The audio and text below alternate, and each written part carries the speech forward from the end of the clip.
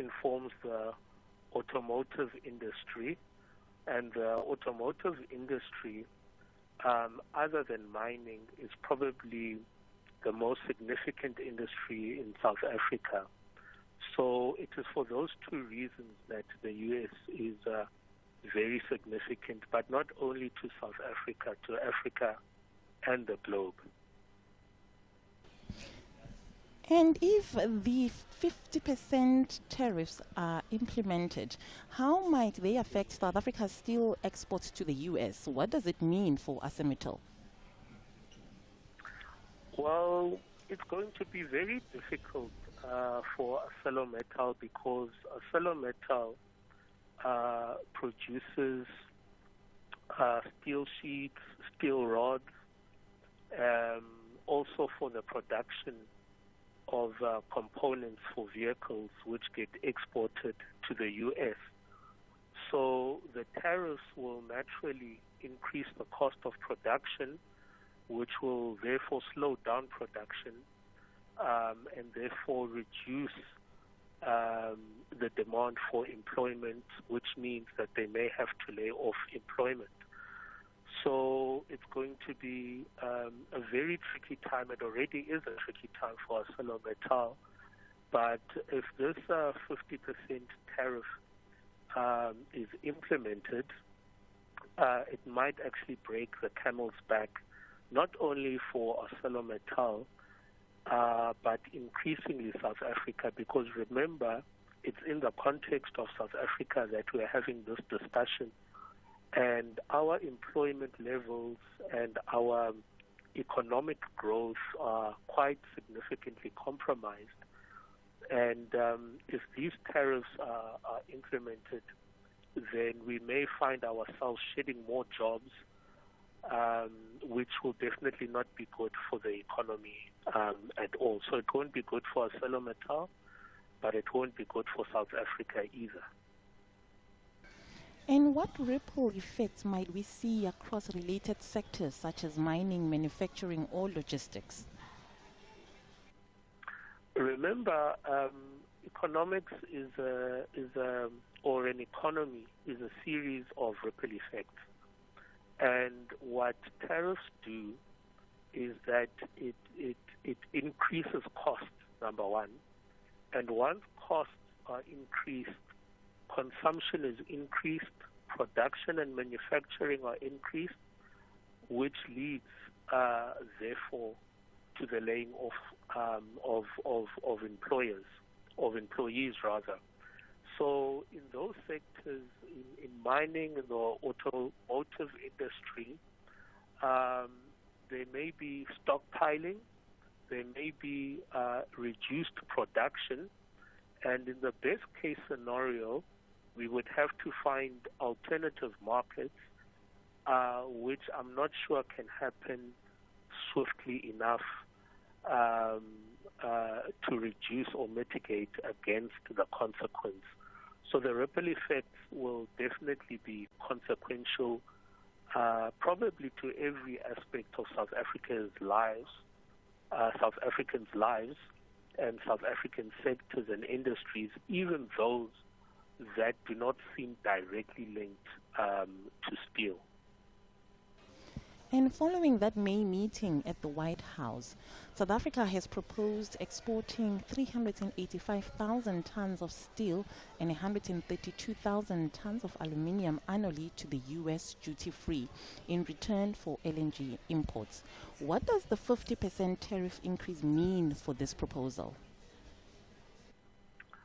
Well, I would assume that the tariff increase should inform the negotiation around the proposal, and should inform the negotiation in as far as to say that perhaps let's not have this tariff increase, because the tariff increase would effectively nullify the duty-free proposal. So to that extent, it has to inform the actual negotiation of the proposal for the proposal to remain lucrative for South Africa. Viwe, we'll leave it there. I really do appreciate you taking your time to talk to us on Africa in Business. Thank you very much, madam. That was trade analyst Viwe Nhlanhla talking to us there about the impact of a signed order doubling tariffs on steel and aluminium imports from 25% to 50% by U.S. President Donald Trump. Hi, I'm Tami Ngubeni, anchor of Africa in Business on Channel Africa, bringing you the African perspective. And I'm Ashraf Garda, host of the National Pulse on SAFM, leading the conversation. We've joined forces to bring you in-depth, exclusive G20 developments as we count down to the much-awaited inaugural G20 summit in South Africa, November 2025. Tune in every Thursday at 16:20 Central African Time as we explore how this first G20 in Africa impacts the continent, from trade and innovation to climate and development. It's a powerful crossover between Channel Africa and SAFM as we bring you the G20 through an African lens. The G20 in Africa. Global Summit. An African voice. We are Get broadcasting. Channel Africa on DSTV Audio Bouquet. Stand by, let's go. We are broadcasting live from Century City Conference Center in Cape Town, South Africa, at the Africa Tech Week. Now, the conference will conclude shortly. Delegates have been gathering for the past 2 days, talking about opportunities, challenges, and gaps in the tech sector. And now to discuss some of the key outcomes and some of the issues that have come out of the conference, I'm joined live from Century City Conference Center by Kulio Airaga, Director at DESCO. Kulio, thank you so much for taking your time and joining us on Channel Africa. Great stuff. Maybe just your overall impression of the 2-day meeting. How would you sum it up? It's been really good. I think that a lot of the conversations that we had earlier in the conference were quite helpful and they were quite connected. So what I was part of was how smart factories are including sustainability, and sustainability always seems to be the last conversation that's had. So it's nice that as AI is developing in the African context, these kind of conversations are had now. So how are smart technologies helping manufacturers improve recycling as well as reduce waste, and what impact could this have on building a more sustainable future for Africa's industries? So what I actually spoke about in the conference was a lot of consumers are aware of the 3 R's of recycling. So reduce, reuse, recycle. Everybody knows that. But in a producer's mindset, you want to be looking at the 6 R's. So that is going to be reduce, redesign, reuse, recover, remanufacture, and recycle. So to just put those 6 into context, you will have something like, let's take a data center, let's take a server. The server must be developed. So when you reduce the efficiency of a server. You want it to be longer lasting. Redesign is that you want it to go further for longer, to expand past its, let's say, its life cycle. Reuse is to, if it's damaged, you want to fix it up and reuse it again. Recover is to, let's say, recover the components from that server, and then remanufacture is to refurbish as well. Then the last point would finally be recycle. A lot of people, when they break something, they immediately want to dispose it. We want to say, how do you give it a second life? How do you extend its life? And then when it does become a waste product, is it truly a problem, or can you maybe recover more value from it? So my goal is to communicate to a lot of producers and telcos here today, is to say, just because something's broken doesn't mean it doesn't have value anymore. And what can manufacturers balance the upfront investment in smart technologies with, as well as the long-term environmental and economic gains? So for me, it's about total life cycle cost. I mean, think about it in your own life. The quality goods that you buy last longer. Yes, it's expensive upfront, but if you have to think about circularity now, you'll know that you'll get the benefits of your products a lot later. So the example that you can think about very simply is you know, you have your EV cars. An electric battery in a car maybe lasts 10 years, so its life cycle is 10 years. But what if, when it becomes inefficient at 10 years, you had to repurpose it to the solar industry? They can use a battery at 50 to 70% capacity because it doesn't need the same efficiency in a solar system as it does in a car. So now you've extended its life by 5 years. Then when it finally reaches its end of life, there are valuable commodities in a battery. Then you trigger the recycling process. So a lithium-ion battery, it has cobalt, it has nickel, it has lithium, it has copper in it. All of those are valuable materials that if it goes to a recycler, we can break it down and we can recover it, provide it to a manufacturer, and then they can produce new products again. Very simple way to understand this business is it's urban mining. So it's reuse and then recycle.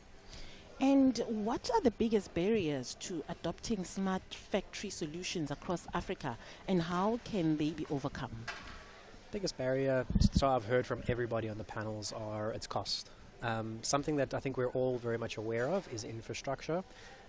Eskom as a failing power utility, these data centers and these AI centers as well, they rely on an immense amount of power, so very, very energy in demand. So balancing that is going to be very tricky, but I suppose, how can I think about it, is that if you're going to put circularity at the forefront, I would suggest that you spend a lot more money on sort of planning for these obsolete products to die, and then communicate and collaborate with a recycler, because when it breaks, when there's an issue with your product, you can get value back from a recycler. So if there is a barrier like infrastructure and your power utility giving, okay, let me rather restart with an example.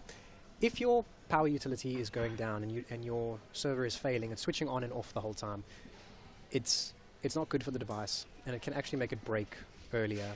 And if that happens, and it has a life cycle of, let's say, 3 years before the asset is turned, it might break in a 2-year period. And then the customer doesn't get its full value from a product. So instead of it now going 3 years in a first life cycle and then another 3 years in the second life cycle, it breaks in 2 years and it's automatically electronic waste. So it costs the customer a lot more because of these lack of value. And as we wrap up our conversation, I mean, we can see now people are starting to, close off their stands. What about this conference for you personally makes it stand out and a must-attend conference? Our goal as DESCO from the beginning of the year is we want to communicate more of what we're doing. Conferences are a platform to showcase what we are doing from an exhibiting perspective and from a speaker perspective. We've tried the social media routes and other means of routes, but to come to a place like this where there's a platform to actually speak out, many people come to you afterwards to say, oh, it's very interesting what you did. I didn't know a business like yours existed. So there's value in communicating. Great. We'll leave it there. Julio, thank you so much for taking your time and joining us on Africa in Business. Thank you so much for the opportunity. That was Julio Aigraga, Director at DOSCO, talking to us live from the Africa Tech Week conference, currently underway in Cape Town, South Africa.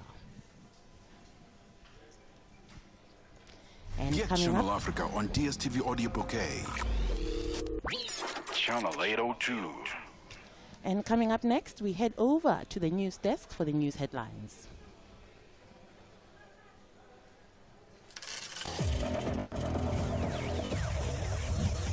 Business news on Channel Africa. The African perspective. Thanks, Ntanta. Time for financial indicators at this hour. $1 in South Africa will cost you 17 Rand 86. Botswana 13.27. Namibia 17 Namibian dollars 86. And in Zambia it is trading at 26.74 to the dollar. In Kenya the dollar is trading at 128 shilling 4.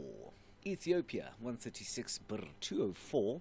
And in Uganda it's at 3,000 shilling 618. Tanzania $1 there will cost you 2,000 shillings 686. In Nigeria, 1,000 naira 583.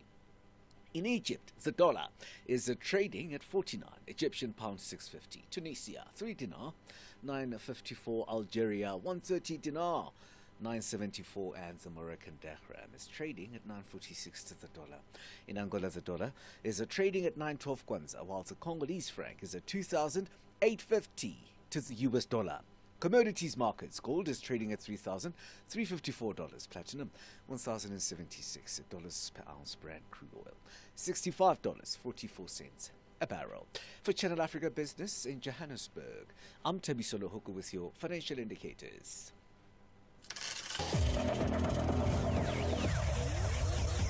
Business news on Channel Africa. The African perspective. Fikile Lingwati has the latest sports news. Sports on Channel Africa. The African perspective. Thank you, Nhlanhla. We begin with the business of sport, and we begin with South African Football Association, SAFA's appearance before the Parliamentary Committee about its dire financial situation, and its president, Danny Jordaan, hinting that he will run for a fourth term in 2026 under his leadership, and SAFA is still in financial trouble. Member of Parliament Liam Jacob started by asking about Jordaan's travel expenses.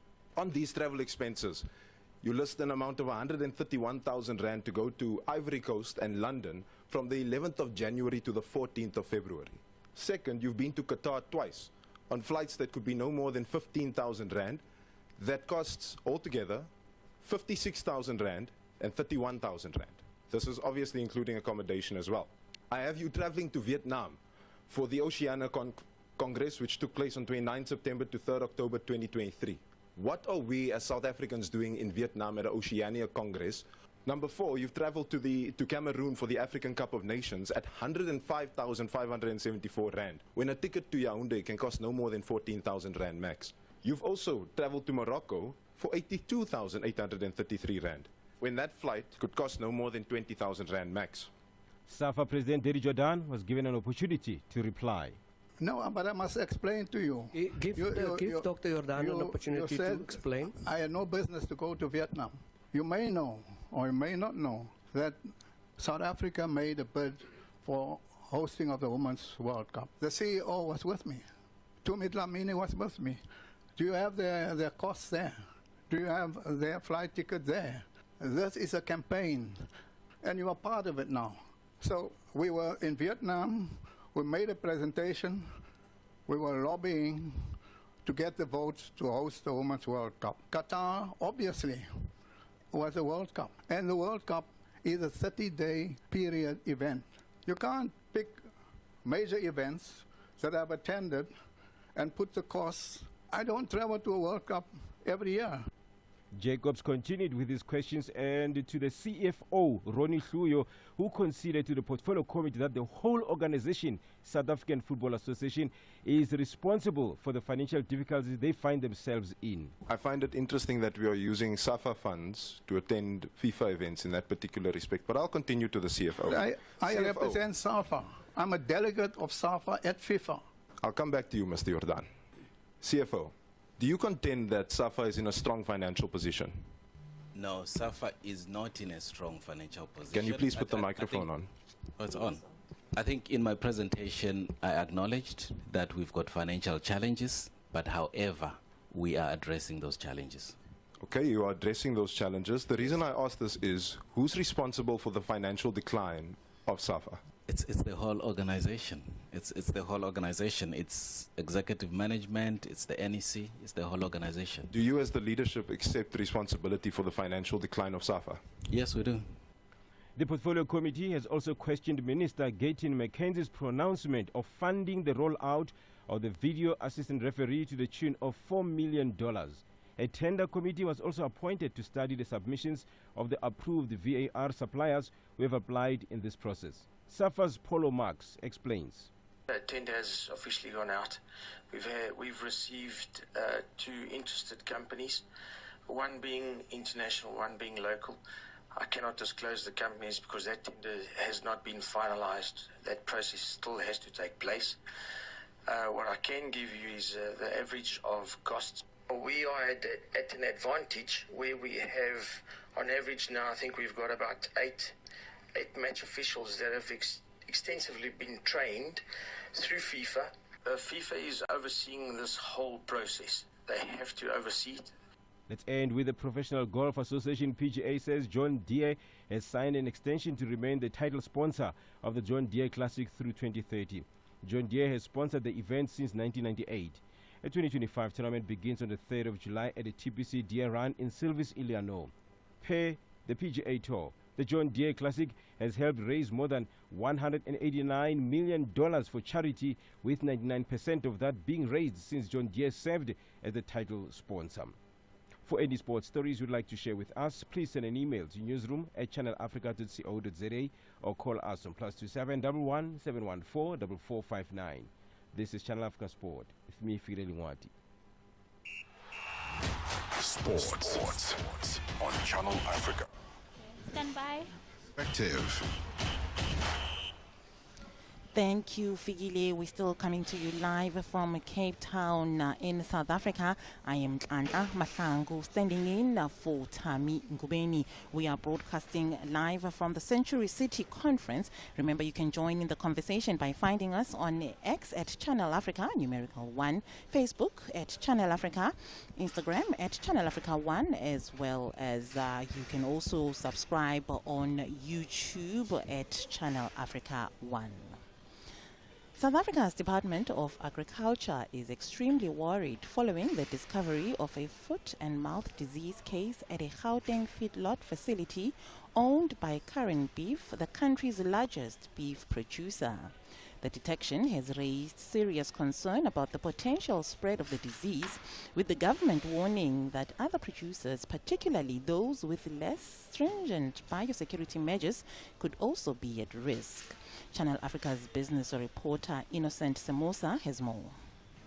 Foot and mouth disease, or FMD, is a highly contagious virus disease that affects cloven-hoofed animals such as cattle, pigs, sheep, goats, and some wildlife like buffalo and antelope.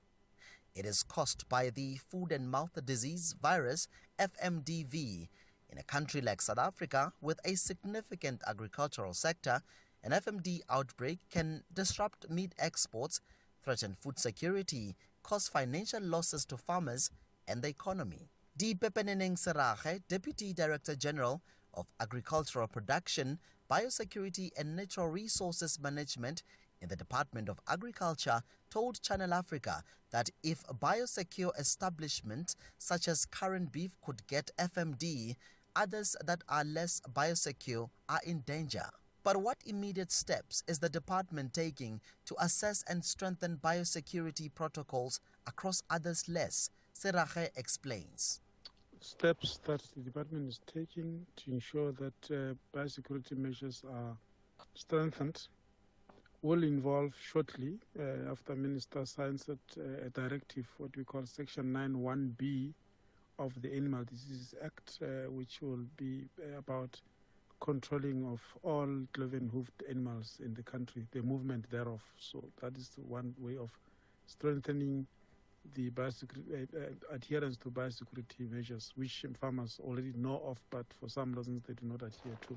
So we'll also be controlling auctions and movement, transportation of livestock in the country. Serage says this is not classified as a disaster. Government doesn't have to really have any financial assistance to farmers for things that like FMD outbreak, which is not a disaster. Definition of a disaster is about things that could not be prevented. Foot and mouth disease cannot be classified as a disaster because if farmers adhere to biosecurity principles, we wouldn't have FMD. With the department currently dealing with outbreaks in KwaZulu-Natal and now in Gauteng, questions around whether or not South Africa's vaccine supply chain and response capacity is adequate to handle multiple current FMD outbreaks. I had the opportunity to speak to some farmers in Mpumalanga province, and this is what they had to say. Well, this isn't just about us. It affects exports, jobs in rural communities, and it actually, and the whole food chain actually. We need a national plan, not just a local response. I mean, we we need quick communication and more support. Delay in vacancies or movement restrictions can cripple our operations. Now we've invested in biosecurity, but if places like current beef are affected, I mean, what chances do smaller farmers like us have? It's really scary. For Channel Africa News, I am Innocent Samosa in Mpumalanga, South Africa. The role of traditional marketing strategies and a new wave of hyper-targeted tech-powered insight-driven engagement was under the spotlight at the Africa Tech Week, which is just wrapped up in Cape Town, South Africa. The conference heard how ad hives are ditching the generic approach and embracing marketing that actually moves the needle. Yoha Duomo, CEO of the Ad Hive Group, was one of the speakers. If you want to go into personalized marketing or advertising solutions, you're going to have to use the platforms that we all have been used to, that is our mobile devices and stuff. And how has the rise of data analytics and AI reshaped how we define and reach out to our audiences? Data and AI have become an integral part of marketing. I mean, we never thought that a few years ago we would be here, but that enables us to understand our customers, that enables us to segment our customers, enables us to serve them with the right content on the right platform at the right time. So we're not one huge homogeneous group as consumers. And so as such, you need to understand who we are, what we like, where we stay, and profile, build personas around us, and so that you can then get the stuff to us as and when we need it. So basically advertising on demand, so to speak. And what does hyper-targeted marketing look like in practice, and how do you balance personalization with privacy concerns? So hyper-personalized solutions, to put it simplistically, is once again understanding you and ensuring that we serve you with content that makes sense to you, content that will elicit a buying decision or inform us on a transaction. So, but in doing so, we have to, it's personalized in such a way that the advert that is served to you is unique to your persona. It will not be unique to me or to the next person. We built a persona, like I said earlier, and that we know what your preferences are, when you want these things, and we serve them to you. With regards to the second question on privacy, we have to ensure that all of us consent.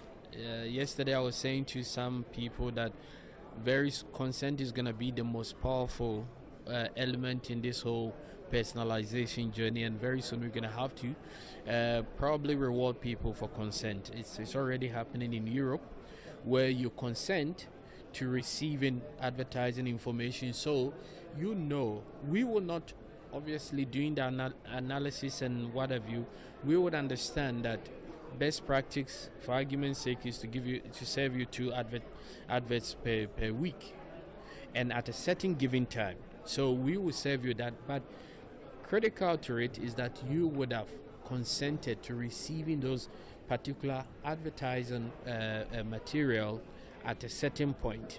So that is how, and it's going to be important for brands to continue to update their privacy statements. It's very, very important, because if you don't, you will be missing a trick in the conversation. And what role do consumer insights and behavioral data play in crafting marketing that drives action? Oh, that is big. That is, consumer insights enable us to have demographics, to have psychographic, to have behavior attributes, to have everything about consumers and what they want. So the era of spray and pray marketing advertising is dying, or is dead. Honestly, it's not. So you do mass awareness with above the line, and then you have to come and ensure that you've got your audience in various baskets to serve them with the right content and the right products at the right price point, and linked to that is how do you also ensure that you pull their heartstrings from an emotional storytelling or emotive point of view. So that is very critical. So those behavior piece is the bedrock of advertising going forward. What trends or technologies do you believe will define the next evolution of non-traditional high-impact marketing? Data analytics is going to be very, very important. That is consumer data analytics. Segmentation is going to be important. Creative efficiency, in other words, you are able to send products to create and customize your creative and deploy them at the speed of light to your consumers. So that is going to be important, and having a customer data platform that ensures that you know who your customers are, where they are, and they have been segmented properly. So marketers in future are going to have a blend of the traditional marketing stuff and an element around marketing technology and data analytics. Today being the last day of Africa Tech Week conference, what would you say were some of the key takeaways for you personally? To me, it's been the engagement of the audience, the quality of the panelists. Before I went in to talk, there were the two previous speakers. I felt that they were doing my job for me because they were talking about personas and stuff. So you see the interconnectedness of advertising in all our lives. So it's been the quality and the knowledge of the speakers, and the audience have been absolutely engaging as well. So those are the takeouts that I have. Okay, stand by for the outro. Africa. Thank you so much. That was Yar Duomo, the CEO at the EdHive Group. He was just talking to us about how traditional marketing strategies have changed over time, and a new wave of hyper-targeted, tech-powered, insight-driven engagement is taking over at the Africa Tech Week in Cape Town, South Africa. Africa. It's time to plug into the heartbeat of the continent. Tune in to Channel Africa, your go-to radio station that broadcasts in 5 different languages. L'Afrique du Sud célèbre la journée nationale du Kabla hujaitwa kwa jina la Double K, or more of our forests have been destroyed. Partido Africano da Independência da Guiné. Channel Africa represents every corner of this amazing land. From Lagos to Cape Town, Nairobi to Dakar, we've got you covered with the freshest news, music, and cultures. So, turn up the volume, feel the rhythm.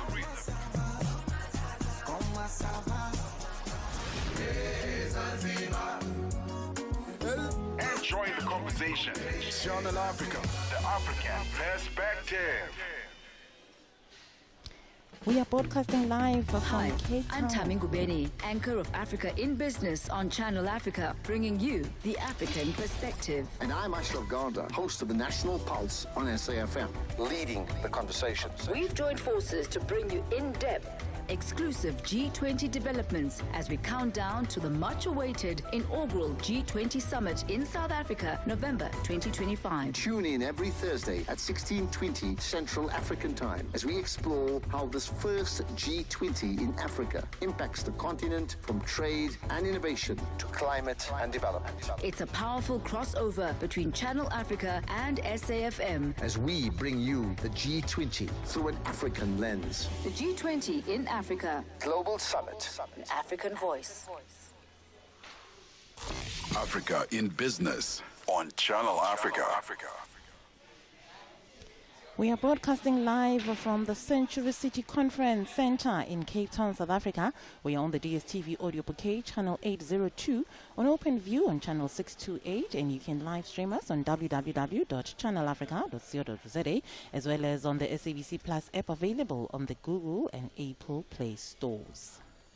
Now, for a look at the latest business and financial market development, we are joined on the line by Lindiwe Malkas, investment strategist at Absa Investment. Lindile, good afternoon, and thank you so much for taking your time and joining us. Good afternoon, Nhlanhla, and a pleasure to come and talk about markets.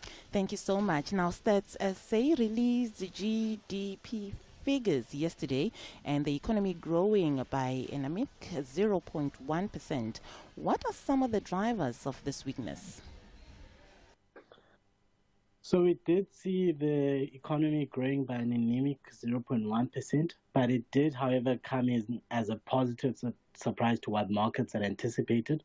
Markets had expected the economy to have flat growth over the period. And then what we are seeing that drove the weakness is that the mining and manufacturing industries, those do make up a sizable percentage contribution to GDP. Both of those did shrink during the quarter. And then what did lift some of the performance was a positive performance from the agricultural sector as well as the transport sector. But we are seeing that the agricultural sector continues to be volatile on a quarterly basis.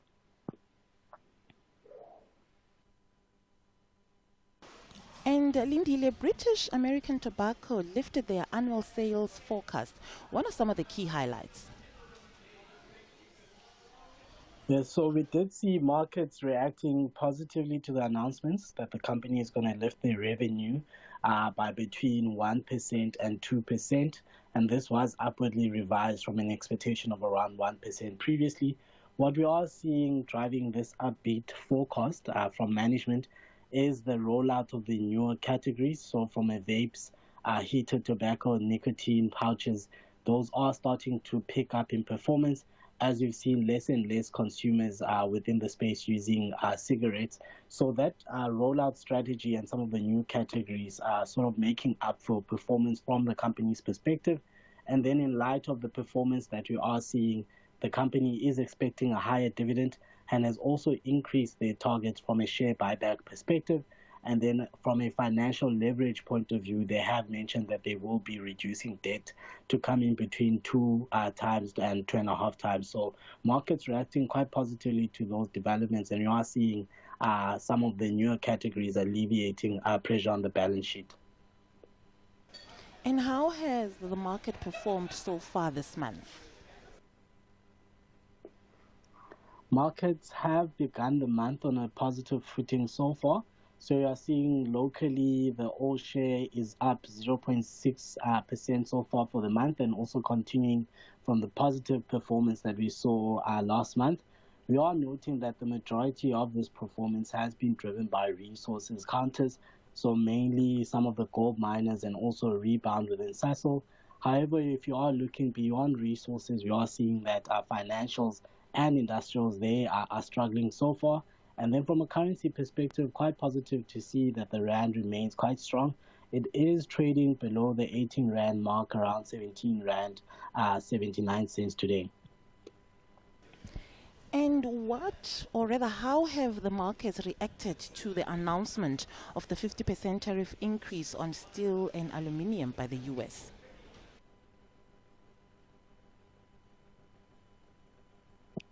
Yes, so we are still seeing quite a muted reaction so far, but from some of the things that we have been observing, so if you're looking at oil prices, you are seeing that oil prices are down so far today, and this is on the reaction of expecting lower economic growth from that perspective. And also, some of the tariff announcements do introduce quite a bit of uncertainty to markets, particularly from a growth point of view. So markets certainly won't be liking that. And I think uncertainty will continue to be the tone for the majority of this year, and being driven by some of the geopolitical tensions that we are seeing. And we are also keeping an eye on this as they continue to unfold. and hopefully we can assess some of the impact of these as time goes by. We'll leave it there, Lindile. I really do appreciate you taking your time and joining us on Channel Africa. Thanks, and a pleasure to chat about markets. That was Lindile Malgas, investment strategist at Absa Investments. Africa at Play with NATO and ETO chairman. The Confederation of African Athletics, the CAA President, Mr. Hamad Kalkaba Malboum, talk to us about the state of athletics in Africa as it stands, and what picture are you looking at 5 years later? Yeah, athletics in Africa is strong. We are able to organize our major events in time. Like this year, we will have the under-20 and under-18 African Championship in Nigeria. Next year, we will have the senior in Ghana. In 2027, we will go back to Algeria to organize the under-18 and under-20. And then 2028, we will have the senior championship in Gaborone in Botswana. Well, by this program, we can increase our performance. And at the same time, we are considering the fact that within the British Federation, they are identifying young talent every year within their national program, within the scholarship championship. And so the athletics in Africa is in good standard. Live every Saturday. Stand by. 2 to 5 p.m. Central African Time. We are still coming to you live from the Africa Tech Week conference in Cape Town, South Africa. But to hear what's coming up next, we have in studio in Johannesburg, Jolie, who will tell us what to expect. Jolie, good afternoon. Good afternoon, Nhlanhla. How are you? Great, thank you. And how are you? I'm fine, thank you. So, bonjour à tous les auditeurs de Channel Africa. Restez connectés, tout à l'heure, c'est Vue d'Afrique. Et sur Vue d'Afrique, on parlera de la montée de tension en Côte d'Ivoire après l'exclusion définitive de 4 principales figures de l'opposition de la course à la présidentielle d'octobre. Et puis, nous parlerons aussi de l'installation. Joël. Les crimes commis à partir de 2003. Quel bilan pour la Cour pénale spéciale, mais aussi pour les grands titres, près de 39 millions de la BAD en faveur du Togo pour le développement des infrastructures. C'est tout à l'heure sur Vue d'Afrique. Thank you, Nhlanhla.